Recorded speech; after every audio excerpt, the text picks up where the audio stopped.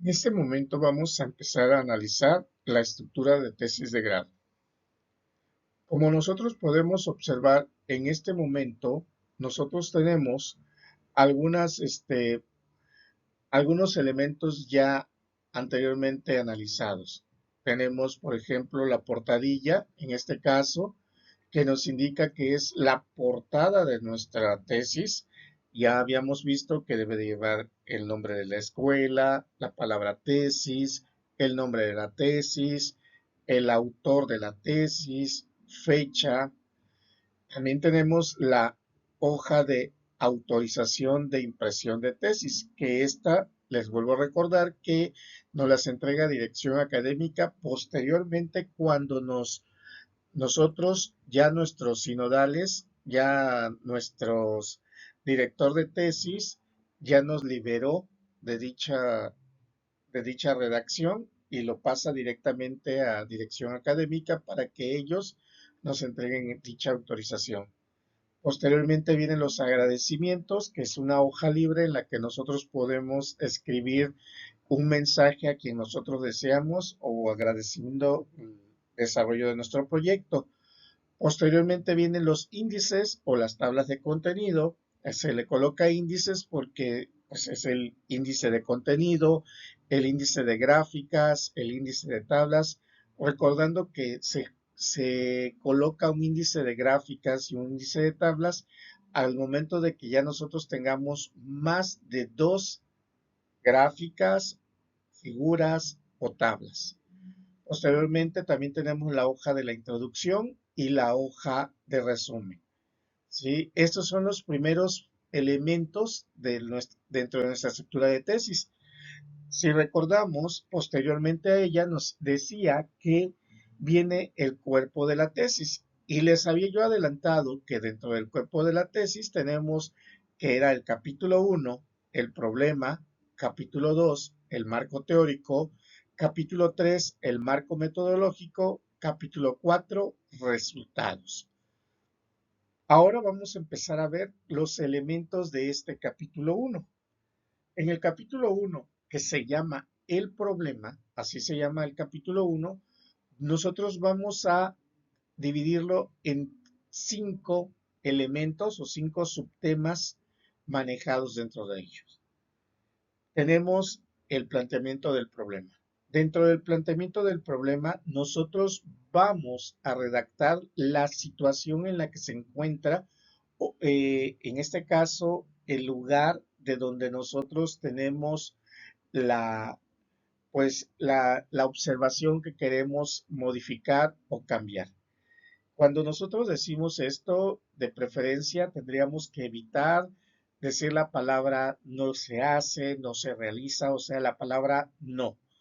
¿Por qué? Porque muchas veces puede sonar un poco agresivo. ¿Por qué? Porque hay que recordar que los gerentes o los dueños de las empresas de repente van a decir, ¿cómo no lo hacemos realmente? Y puede entrarse en otro tipo de conflictos. Por tanto, una recomendación que les puedo decir es que en ella nosotros estemos redactando de preferencia formas en las que cómo se realiza y, y que se puede mejorar dichos aspectos. Posteriormente viene la formulación del problema. En la formulación del problema, aquí nosotros vamos a hacer una redacción, puede ser planteado mediante una pregunta donde se pueda abarcar todo el problema. ¿Sí? Algunos autores nos pueden especificar directamente que en la formulación del problema nosotros también podemos colocar el título de nuestra tesis. ¿Esto qué quiere decir? Que pues prácticamente es el problema que nosotros vamos a resolver. En el 1.3 vienen los objetivos. Serían el objetivo general y los objetivos específicos. Dentro del objetivo general, aquí nosotros lo que vamos a utilizar o lo que se va a realizar es cambiar a infinitivo el verbo que nosotros estamos manejando de nuestro tema, para que así nosotros podamos indicar o especificar estamos abarcando el 100% del problema que tenemos planteado. Los objetivos específicos, nosotros aquí tendremos que tener mucho cuidado. ¿Para qué? Para que los verbos de redacción de dichos objetivos específicos no sean superiores o mayores al verbo que tengamos utilizando en el objetivo general. Para ello, nosotros tendríamos que estar utilizando o tener a la mano la taxonomía de Bloom, que ya también se ha explicado en sesión previa. Posteriormente, nosotros vamos a redactar la justificación e importancia de la investigación. En este apartado, lo que nosotros vamos a hacer es redactar por qué es importante lo que nosotros queremos plantear. ¿Qué es lo que estamos buscando o qué es lo que estamos esperando de acuerdo con lo que yo estoy proponiendo? ¿Sí? Aquí nosotros tendríamos que hablar siempre en tercera persona en nuestra redacción y también sin manejar directamente qué es lo mejor que nosotros estamos, o sea, qué es lo mejor que se está buscando y por eso lo estamos planteando. Nosotros tenemos que ser de manera general, ya incitando que puede ser muy necesario o importante la situación que nosotros manejamos. Posteriormente, el 1.5, las limitaciones. Aquí nosotros vamos a redactar cuáles son las situaciones que puedan hacer en detener o puede hacer que no podamos llevar a cabo nuestro proyecto de investigación. Por lo regular, las limitaciones que nosotros podríamos considerar, pues tenemos el de acceso al espacio, al lugar de investigación, la información o los resultados que pueda provocar el área bajo estudio, los libros o material bibliográfico que nosotros requerimos para poder formular o sustentar todo lo que se esté utilizando, se esté manejando, o no tener tiempo hacia la realización del proyecto. Si en alguno de esos elementos que acabo de considerar, que acabo de listar directamente, nosotros indicamos que no podemos, aquí es un claro foco rojo que pudiésemos estar pensando, porque pues sería como no puedo terminar mi proyecto de investigación. Aquí nosotros tendríamos que hacer un alto y decir si va a valer la pena poder continuar con mi proyecto. Si yo realmente voy a poder seguir trabajándolo bajo esa expectativa. ¿Por qué? Porque recordemos que un proyecto académico tiene límites en cuestión de tiempo. Posteriormente, en el capítulo 2, el marco teórico, se utilizan dos temas fundamentales. El primero son los antecedentes teóricos de la investigación, que son investigar temas parecidos o similares al tema que nosotros estamos utilizando. ¿Esto qué quiere decir? Que vamos a tener que buscar en la internet todo aquel tema que sea parecido al que yo abarco con la intención de pues asegurar que nuestro proyecto de investigación que estamos desarrollando es parte de lo correcto, que realmente se está llevando y que se puede encontrar una solución o una situación de mejora. Mientras que en las bases teóricas, aquí nosotros vamos a dar respuesta a los objetivos específicos planteados en el capítulo anterior, de todo aquello que necesitamos o todo aquello que requerimos para poder comprender, entender la problemática que tenemos nosotros solucionando. Toda aquella información que requerimos para poder comprender posteriormente lo que se escriba dentro del capítulo 4, los resultados. Pero toda esa información que nosotros estemos colocando dentro de esas bases teóricas y obviamente esa información tiene que estar debidamente en orden, clasificado, todo ello tiene que estar citado. ¿Para qué? Para que nosotros podamos aquí evitar lo que se considera plagio de información. ¿Por qué? Porque nosotros aquí vamos a tener que sacar dicha información, ese sustento teórico que se va a estar utilizando desde cualquier fuente de información que ya nosotros tenemos previamente. Aquí nosotros no podemos decir de que dice cualquiera de nosotros porque ya sé qué significa y yo lo voy a definir con mis palabras y entonces es mi intención, no, porque no lo tenemos ni publicado ni no lo tenemos ni analizado. Para este caso, para que nosotros nos pudiésemos citar, tendríamos que basarnos también en nuestras propias publicaciones, recordando que tiene que llevar un orden específico según la metodología científica. De esta forma, nosotros concluimos ese capítulo 2, el marco teórico.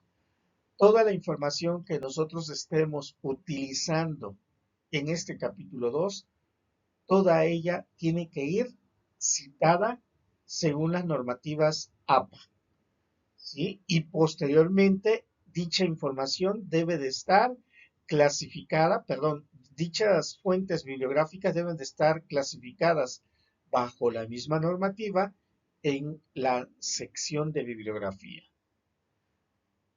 Posteriormente nos vamos a ir al capítulo 3, que es el marco metodológico.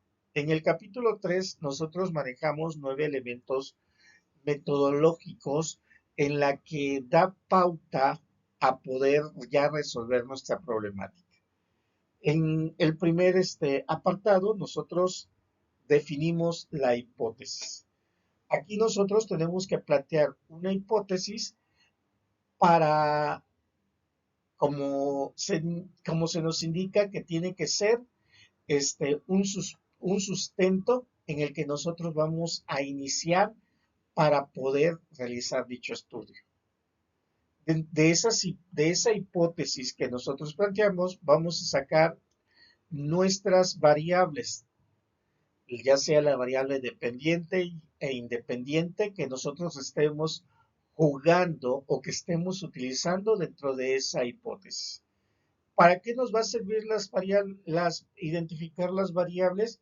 Nos va a servir para que podamos reconocer en qué momento y qué valores son los que se están utilizando para poder dar una posible respuesta a dicha hipótesis. Y de esta manera nosotros podamos cuantificarla. La operacionalización de las variables son de acuerdo con las variables identificadas en el punto anterior. Nosotros vamos a especificar cómo vamos a valorar cada una de esas variables. ¿En dónde las vamos a estar utilizando? Si es que se van a valorar mediante ciertos documentos que posteriormente pueden ser alguna encuesta, alguna lista de observación, alguna entrevista, algún cuestionario o alguna forma de recolectar datos. Entonces ahí nosotros ya estamos prácticamente identificando las variables y especificando cómo las vamos a valorar para poder tomar una decisión. Posteriormente tenemos el tipo de investigación. En ella nosotros vamos a tener que redactar o indicar si nuestra investigación es de tipo exploratoria, es de tipo explicativa o es de tipo descriptiva. De acuerdo con las definiciones previamente investigadas de cualquier fuente metodológica en la que nos digan esos tipos de investigaciones. Podemos ahí citar, según la fuente que nosotros hayamos tomado, e indicar que bajo esos valores o bajo esas circunstancias, indicamos que si es exploratoria, descriptiva o explicativa. En diseño de investigación es algo muy similar que en el tipo de investigación. Lo único que aquí vamos a decir de dónde se proviene la información de la que nosotros estamos trabajando. Para esto también tendríamos que sustentarlo bajo alguna citación bibliográfica de algún metodólogo en la que nosotros digamos que si el diseño de nuestra investigación es de tipo documental, de campo, experimental. De acuerdo a esas características y de acuerdo a esa información sustentada, nosotros podemos llegar a tomar la consideración de ese diseño de investigación. Posteriormente viene la población y muestra. En este apartado nosotros vamos a indicar también cuál es nuestra área de estudio. Si en dado caso son diversos elementos, tener que calcular nuestra muestra probabilística. Si en dado caso es un elemento que tenemos bajo estudio, pues nuestra muestra probabilística va a ser 1, aunque de todos modos lo tenemos que demostrar calculando la muestra probabilística. Posteriormente, en las técnicas e instrumentos de recolección de datos, nosotros vamos a colocar e indicar cuáles son esos elementos. Estos elementos o esas técnicas o esos instrumentos que nos sirven para nosotros para recolectar datos van a salir de la operacionalización de las variables que previamente nosotros ya lo dedujimos. Y aquí ya nosotros vamos a colocar tanto el nombre como el documento o los formatos específicos y sin llenar, claro está, de dónde vamos a sacar la información o cómo le vamos a hacer para poder obtener información. En las técnicas de procesamiento y análisis de datos, nosotros lo que vamos a tener que redactar en este apartado es después de cómo, si ya tenemos la información recolectada, cómo la vamos a procesar. Si la vamos a hacer mediante tablas, qué tipo de tablas vamos a utilizar o qué correlación de información vamos a manejar y cómo lo vamos a mostrar. No es necesario que nosotros mostremos resultados ahí, sino que mostremos el estilo de las tablas de cómo se van a utilizar. En la interpretación de datos, ya nosotros aquí, de acuerdo con ciertos resultados manejados mediante la recolección de datos, pudiésemos ya empezar a generar algunas gráficas y interpretando la información que nos da como resultado. Y de esta forma ya nosotros empezamos a tener un panorama diferente a lo que nosotros pudiésemos tener y ya lo tendríamos de manera sustentada. Para el capítulo 4, en resultados, nosotros lo que hacemos es presentar lo que nosotros estamos proponiendo. Por ejemplo, si yo propongo el análisis de un mantenimiento, bueno, pues entonces voy a mostrar mediante resultados, mediante alguna tabla, el análisis de ese mantenimiento, sí, y posteriormente tengo que redactar, de acuerdo a esa tabla, de acuerdo con esa tabla, tengo que redactar mi punto de vista. Tal vez si cumple o no cumple con las expectativas, con alguna norma, o si estoy comparando dos tipos de mantenimiento y cuál es para poder sacar cuál es el que mejor se acomoda a nuestras expectativas. Bueno, pues yo tengo que hacer ese análisis comparativo y hacer mi propia deducción con datos ya calculados, con datos que nos está dando de salida. Ya después de eso, pues ese sería nuestro trabajo fundamental, el de presentar el análisis, el diseño, los desarrollos o las implementaciones de los sistemas y identificando también la interpretación de los datos que se estén manejando, de los resultados, vendrían las conclusiones y las recomendaciones que se hacen directamente. En las conclusiones, nosotros tenemos que abordar desde que cuál es el resultado de la hipótesis, si se logra demostrar que es correcto y o si es incorrecto, bajo qué expectativas y qué es lo que y con ello, qué es lo que se puede recomendar como resultado. Posterior a esas conclusiones y recomendaciones, vendría la sección de bibliografía que tendríamos, como previamente lo habían anticipado, tendría que seguir bajo la estructura de la normativa APA y aquí tienen que aparecernos todas esas fuentes bibliográficas utilizadas tanto en los antecedentes teóricos como en las bases teóricas, además de las que utilizamos en el tipo y diseño de investigación donde estamos nosotros citando cierta información. Todas esas bibliografías tienen que estar, o todas esas fuentes bibliográficas, perdón, tienen que estar incluidas en este apartado de bibliografía. Y por último, tenemos la sección de anexos.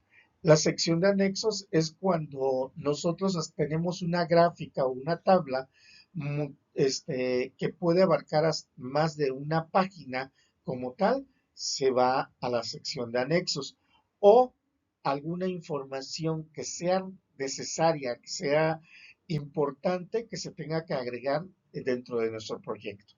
Todo eso se tendría que ir a anexos y posteriormente enviarlo también a nuestro índice para poder identificar cada uno de esos anexos y en qué páginas se encuentran dentro de ellos. Y de mi parte, pues ya sería todo. Esta sería la estructura de tesis de grado que estaríamos nosotros utilizando.